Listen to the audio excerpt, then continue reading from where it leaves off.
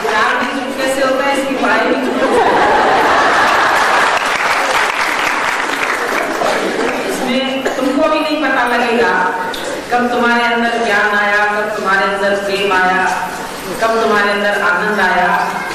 कैसे आज सब हम तुम सबको देख रहे हैं, सबके चेहरे खिले खिले हैं, तो इसका अंदर से कारण समझ में आता है क्यों है चेहरे खिले, क्या मिला है।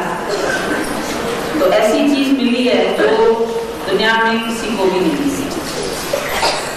ये जीवन पहले भी था गुरु के मिलने से और आज भी है। गुरु के मिलने से पहले ये जीवन क्या था, एक छोटे से दायरे में बंधा हुआ और कोई समझ नहीं थी। भले संसारिक समझ थी लेकिन ये समझ नहीं था। तो आज हर मिनट पे गुरु के शुक्राने निकल रहे हैं सुबह से लेके कि इस जीवन को बनाने का श्रेय पूरा सतगुरु को, और ये सब खुशी का दिन दिखाने का मौका भी गुरु नहीं दिया। हम लोग इस लायक नहीं थे, सचमुच नहीं थे लायक। पता भी नहीं था ज्ञान क्या होता है, जीवन कैसे जिए। एक भाग के समान जीवन सब हो रहे थे जैसे। लेकिन आज हर दिन खुशी है, हर दिन मौज है, हर दिन मस्ती है, रोज नया दिन, रोज नई खुशियां हैं, रोज नया प्रेम है। कैसा ये अथक प्यार है जिसमें कोई थकता नहीं। ऐसा गुरु ने काबिल बनाया, होशियार किया, घड़ा, ये सारी मेहनत करामत है गुरु की।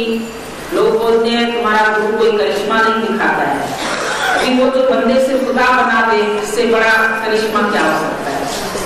आज संसार में बंधे रहते, इच्छाओं से, मोह माया से, दुखों से घिरे रहते, लेकिन आप ऐसा तैयार किया जो आप करे और संगता है। ऐसा जीवन बनाता है गुरु कि तुम तो खुश रहो, तुम तो हंसो, तुम तो गाओ, लेकिन तुम्हारे संग संग ये खुशियों का मेला हमेशा लगा रहेगा। ऐसा गीता भगवान का आशीर्वाद है। तो उन्होंने शुरू से ही ये कहा तुम्हारा जीवन अकेले नहीं गुजरेगा, तुम्हारे पास हर दिन मेला लगेगा, तुम्हारी टेबल पर तुम कभी अकेले खाना नहीं खाओगे।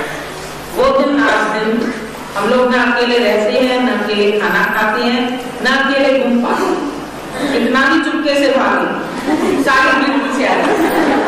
हम सोचते हैं इनको कहाँ से पता चल जाता है, ना कोई अनाउंसमेंट होती है, ना कोई बात करता है, ना कोई तुम लोगों को बताया गया कि ये दिन है वो दिन है। लेकिन हम हैरान हो गए अभी कितने लोगों ने हमको विश किया। दुनिया में लोग एक धोखे के लिए तरसते हैं और यहाँ सबके हाथों में फूल और सबका जीवन फूल। सबसे बड़ी बात जो ये जीवन महकने लगा, ये फूल तो शायद मुरझा भी जाएंगे, लेकिन जो जीवन गुरु ने बनाया है ये कभी नहीं मुरझाएगा और सदियों तक नहीं मुरझाएगा। ऐसा नहीं कि आज हमारी खुशी एक दिन की है, दो दिन की है, लेकिन ये जो जीवन गुरु ने बनाया ये फॉरएवर। दुनिया में लोग जन्मते हैं फिर मर जाते हैं, लेकिन गुरु ऐसा अजन्मा बना देता है कि अभी तुम्हारे पास कभी मौत फटकेगी भी नहीं। ऐसा निश्चिंत कर देता है। लोग पूछते हैं मुक्त होंगे या नहीं होंगे, बड़े बड़े सवाल लेके आते हैं, फिलॉसफी लेके आते हैं, लेकिन कितना थोड़े में गुरु ने बता दिया कि अभी तू न मरेगा, मरेगा संसार, नहीं कोई मरने वाला है, नहीं कोई जन्मने वाला है। बाकी तो ये खुशियां हैं जो किसी न किसी बहाने रोज प्रकट होती रहती है। जब तुम्हारे भी बोला उन्होंने अवतार आया, तो अवतार माना अवतार, अभी का अभी हमको उतार दे, अभी का अभी मुक्त कर दे, इसी जन्म में कर दे। अभी इसके लिए कोई सदियां, कोई साल, कोई 7 जन्म नहीं चाहिए। लेकिन जब जब अवतारी पुरुष आते हैं वो आकर के सबके दिल में भी चुपके से बैठ जाते हैं और अंदर ही अंदर उसको कैसे गढ़ते रहते हैं, कैसे बनाते रहते हैं वो पता नहीं चलता, किसी को भी नहीं पता चलता है। और जब ऐसा जीवन तैयार हो जाता है और सब प्यार करने लगते हैं, तब समझ में आता है क्यों प्यार करते हैं, क्या हो गया। हमने तो किसी को कुछ दिया नहीं, कोई एक पैकेट भी नहीं दिया, एक टॉफी भी नहीं दी, लेकिन फिर भी सबका इतना प्यार लबालब। और ऐसा ही लगता है किसी को भी अंदर से कोई चाह भी नहीं है, कि कुछ मिले, लेकिन फिर भी सब माला माल है। भले कोई कौड़ी भी नहीं है, लेकिन अंदर से सब भरपूर भी हो गए हैं, माला माल भी हो गए हैं, खुश भी हो गए। ऐसा जीने का ढंग दुनिया में कौन सिखा सकता है? तुमने मुझको प्रेम सिखाया और सोए हुए हृदय को जगाया, फिर एक नई दुनिया में बसाया। ये सारी दुनिया हम लोगों की नई दुनिया है, जहाँ पर बैठ कर के आके तुम चिंताएं भूल जाते हैं, गम भूल जाते हैं, दुख भूल जाते हैं, तुम्हारी पिछली बातें, किसी ने कुछ तुम्हारे साथ किया, किसी ने कुछ कहा, यहाँ आकर के गुरु बोलता है सबको फॉरगिव एंड फॉरगेट। सुबह सुबह उठ करके परमात्मा के रोज लाख रोज शुक्राने जब हम गाते हैं तो हमारी खुद की दिल बनती है। शुक्राना और मुस्कुराना, सरल सरल बातें बताइए, smile all the while, this is your morning exercise. और एक्सरसाइज भले ही करते हैं, लेकिन यहाँ पर जो हंसी आती है सबको, वो दिल से आती है। खुशी जो आती है वो दिल से आती है कि हमारा दिल झूमने लगता है। एक दिन के लिए नहीं झूमता है, लेकिन हर रोज झूमता है, क्योंकि नित्य नए नए फूल खिल रहे हैं। सबके अंदर से ये प्रेम की सुगंध निकल रही है जो दबी हुई थी। आज दिन तक जिस प्रेम का हम पर भी नहीं जानते थे, आज गुरु ने उसका स्वरूप बना। तू आनंद स्वरूप है, तू प्रेम का स्वरूप है, तू क्या है ये पहचान आती गुरु ने दी, नहीं तो कोई नहीं दे सकता। आज दुनिया में सब लोगों का जीवन देखते हैं, कैसे घर घर लगी आग।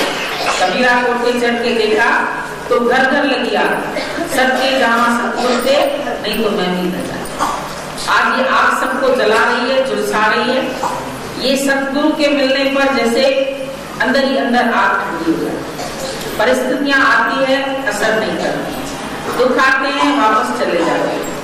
ख्याल हमको दुखी नहीं कर सकते, ख्यालों को भी ख्याल आ गया, इसको कैसे चिंताएं चिंता में बैठी हुई है, इनको चिंतन कैसे करें? क्योंकि एक मिनट में विचारों को चेंज करना, वो रिमोट तुम्हारे हाथ में है।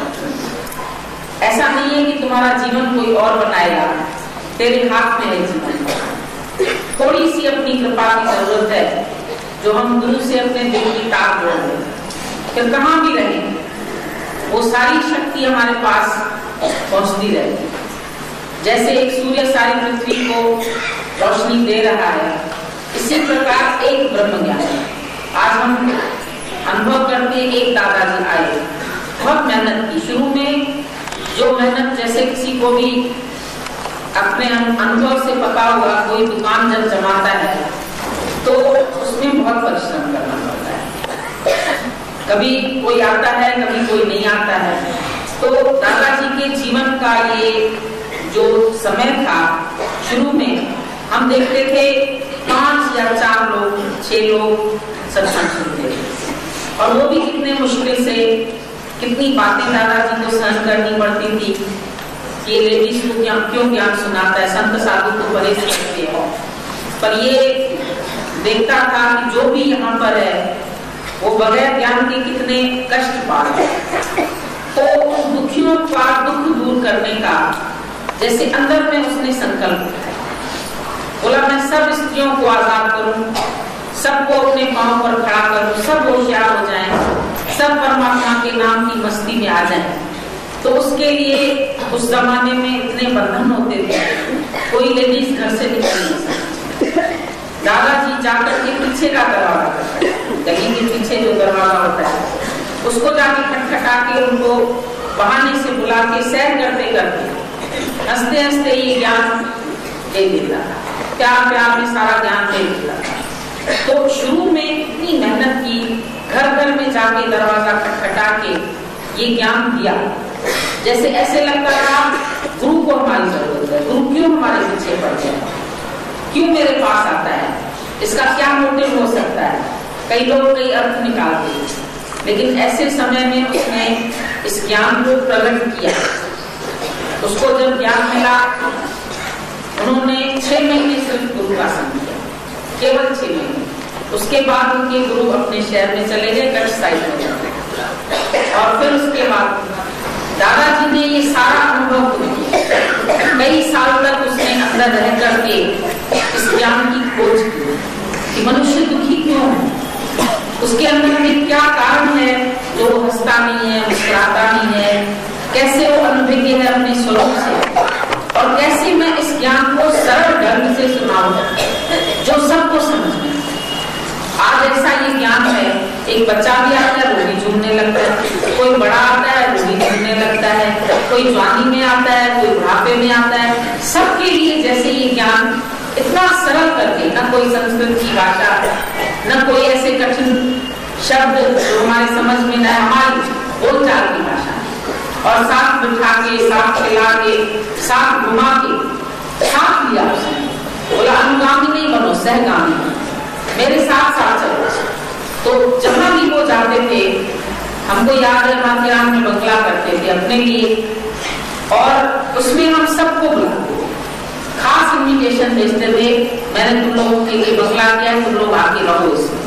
फिर हमको याद है हम लोग 80-80 लोग एक बंगले में रहते थे, एक साथ, इतना खाना बनता था, इतना सब कुछ बनता था, और प्यार में कैसे हो जाता था ये किसी को नहीं पता चलता।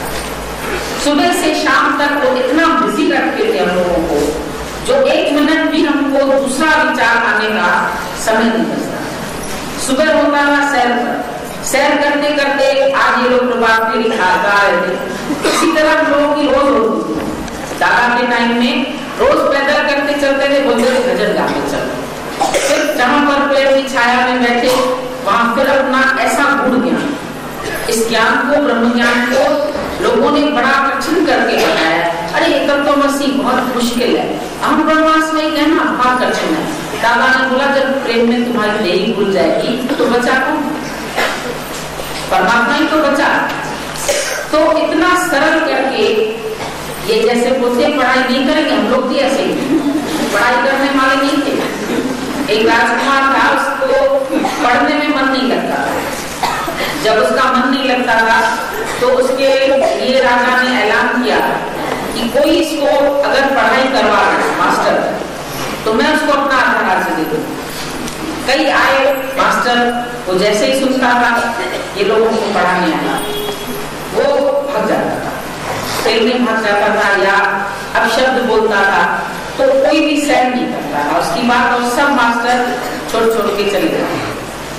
एक बार एक मास्टर गया, लेकिन मास्टर बन के नहीं,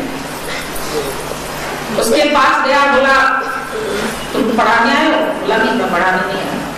क्यों आए हो मेरे पास? बोला मैं तो खेलने आया हूँ तुम्हारे साथ। तुम अकेले खेलते हो ना, मेरे साथ भी खेलो। उसके साथ बैठ के लूडो खेला, उसके साथ बैठ के दूसरे खेल खेले, फुटबॉल खेला, जो खेला, बच्चा था खुश, मेरे को बहुत अच्छा दोस्त मिल गया, सारा समय मेरे साथ खेल रहा है, बात कर रहा है, घूम रहा है, इतनी खुशी उसको। अब मेरे को ये पक्का दोस्त। एक दिन उन्होंने, गुरु ने युक्ति की, वो कंचे होते हैं ना, वो कंचे लेकर के गया, लेकिन सब एक ही कलर के कंचे जब ले गया तो उसको आधे लिए, आधे अपने पास रखे। बोला कि हम खेलते हैं, बोला तो एक ही रंग है, पता कैसे चलेगा? बोला देखो इसके ऊपर मैं लिखता हूँ ए से तुम्हारा नाम, के से मेरा नाम। बोला ये ए क्या होती है, के क्या होती है? बोला बताओ ए क्या होता है, के क्या होता है? उसको सिखा दिया, ए ऐसा होता है, बी ऐसा होता है, ये ऐसा होता है, सी।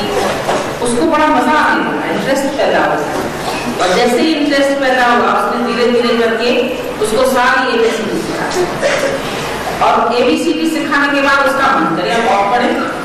अब और देखिए इसमें से क्या बन रहा है, कैसे अक्षर बन रहे हैं, कैसे भाषा बन रही है, करते करते गुरु में सारा ज्ञान उसके अंदर डाल दिया। जब वो पढ़ गया, बोलने लगा मैं तो पढ़ना ही नहीं चाहता था, अब मेरे को कैसे पढ़ाई आ गई? तो यहाँ पर भी गुरु ऐसे घुमा के, फिरा के, खिला के, प्यार करके कब ज्ञान अंदर से दे देता है, ये दादा की युक्ति थी। ऐसी उसकी युक्ति थी। हम लोग अभी सोचते थे पैसा भी नहीं है पास में, हिल स्टेशन पर तो बहुत खर्चे होते हैं, लेकिन दादा बुला रहा है तो जाएं, उन्हीं से कहेंगे भाई हमारे पास तो कुछ है नहीं, कैसे हम आपके साथ रहे? बोला कोई भी चिंता नहीं करो, ये समझो बंगला तुमने किया है, हम तुम्हारे पास आके बैठे, तुम्हारे खर्चे से हो रहा है, क्योंकि ये पैसा भी तुम्हारा है, वो पैसा भी तुम्हारा। तो अंदर से जैसे माया के अभाव को खत्म करना। कभी ये नहीं समझना मेरे पास पैसा नहीं है, कभी ये नहीं समझना मेरे पास ये चीज नहीं है, वो चीज नहीं है, सब भरपूर। अब तो हम देखते हैं इतना तृप्त कर दिया है, कभी अगर बाजार से ऐसे निकल के जाए तो किसी भी चीज पर आंख नहीं अटकती है, ये चीज हमको चाहिए। पदार्थ अभावनी ये स्थिति आती है लास्ट में। शास्त्रों में पदार्थ अभावनी की जो स्थिति है वो अंत में लिखी है कि ब्रह्मज्ञानी की ऐसी स्थिति हो जाती है कि पदार्थ उसको दिखाई नहीं पड़ता, किसी भी पदार्थ की तरफ उसका आकर्षण नहीं जाता, किसी भी शरीर में वो नहीं अटकता, किसी का शरीर का आकर्षण उसको अपने में गिरा नहीं सकता। तो ये बातें अपने जीवन में देखते हैं हो गई,